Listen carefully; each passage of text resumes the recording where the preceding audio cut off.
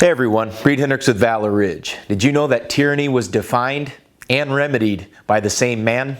Let's go ahead and get started.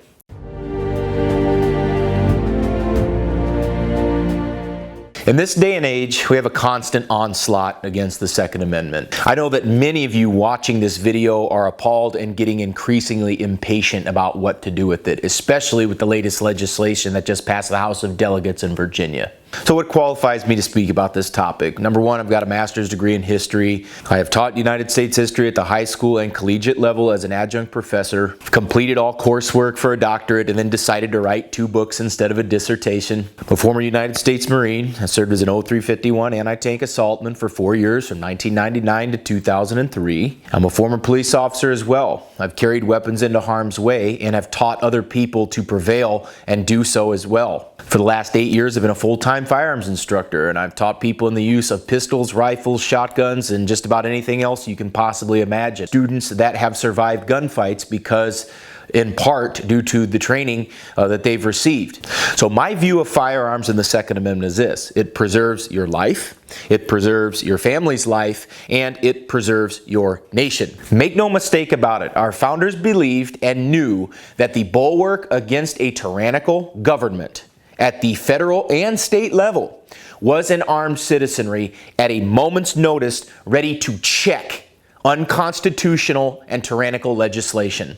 Noah Webster is one of our founding fathers. The dictionary that bears his name is the result of his genius, but he also had very profound thoughts on the ownership of firearms. I will read to you verbatim his quote on individual gun ownership and what the purpose of individual gun ownership in the United States of America is for. Before a standing army can rule, the people must be disarmed, as they are in almost every kingdom in Europe. The supreme power in America cannot enforce unjust laws by the sword, because the whole body of the people are armed and constitute a force superior in any band of regular troops that can be on any pretense raised in the United States. Now I want you to think about this.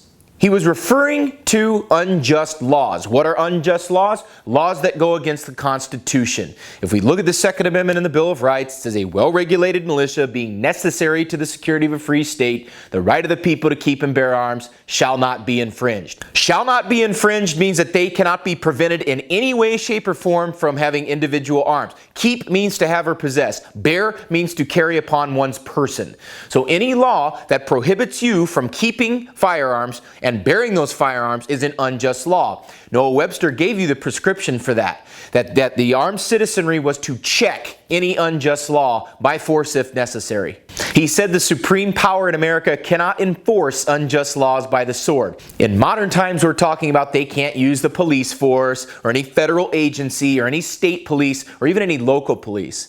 Folks, the Bill of Rights is nationwide. The Bill of Rights is guaranteed to all United States citizens in every state, and no state law can violate the Constitution.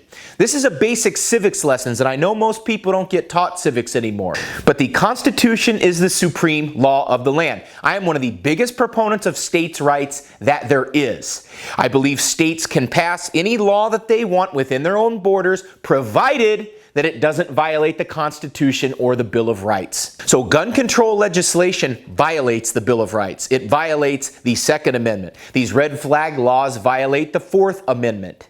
They violate the Fifth Amendment and the Sixth Amendment, and we could argue many other amendments. After you get done watching this video, what I want you to do is go in Webster's dictionary and look up the definition of tyranny. And then I want you to reflect on the quote that I gave you from Noah Webster himself about what he said the purpose of an armed citizenry was. So I'm grateful to Noah Webster for not only defining what tyranny was and is, but also for giving us the prescription against tyranny.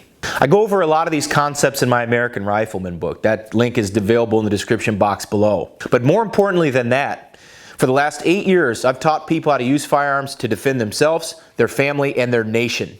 We are the bulwark against tyranny, and it is high time that we recognize that the prescription against it is us, within the body of the people, ourselves. This is Reid Henrichs with Valor Ridge reminding you, the lessons that we learn are written on the tombstones of others. We'll see you on the ridge.